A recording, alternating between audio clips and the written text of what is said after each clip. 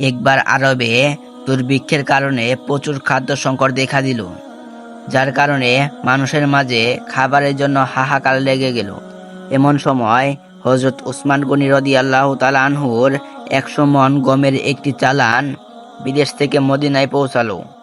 তৎকালীন আরবের বড় বড় কয়েকজন ব্যবসায়ী হযরত উসমান গনি রাদিয়াল্লাহু তাআলা আনহুর কাছে গিয়ে বলল, হুজুর, অসহায় মানুষের কষ্ট দূর করার জন্য আপনার সমস্ত গম আমরা 50% লাভে কিনে নিতে চাই।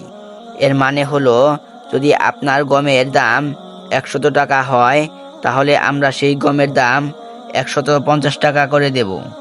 তাদের কথা শুনে হযরত উসমান গনি রাদিয়াল্লাহু তাআলা আনহু বললেন, তোমরা যদি আমাকে এই গমের দাম 100 গুণ বাড়িয়ে দাও, অর্থাৎ গমের দাম যদি 100 টাকা হয়, আমাকে 1 লক্ষ টাকা দিতে হবে, তাহলে আমি তোমাদের কাছে গম বিক্রি করতে রাজি আছি।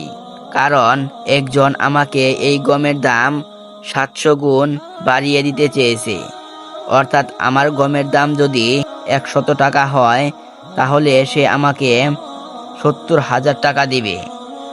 হযরত উসমান গনি রাদিয়াল্লাহু তাআলা আনহুর কথা শুনে ব্যবসায়ীরা অবাক হয়ে বলল, সর্বনাশ, এত বেশি পরিমাণে লাভ দিয়ে কে আপনার কাছ থেকে গম নিতে চায়? হযরত উসমান গনি রাদিয়াল্লাহু তাআলা আনহু বলল, শোনো, সমস্ত গম মহান আল্লাহর রাস্তায় দান করে দেব। আর আমার আল্লাহ পবিত্র কুরআনের সূরা বাকারা 261 নম্বর আয়াতে ওয়াদা করেছেন, যে ব্যক্তি আমার রাস্তায় কোনো কিছু দান করবে, আমি সেই দানের সওয়াবকে 700 গুণ বৃদ্ধি করে দেব। সুবহানাল্লাহ।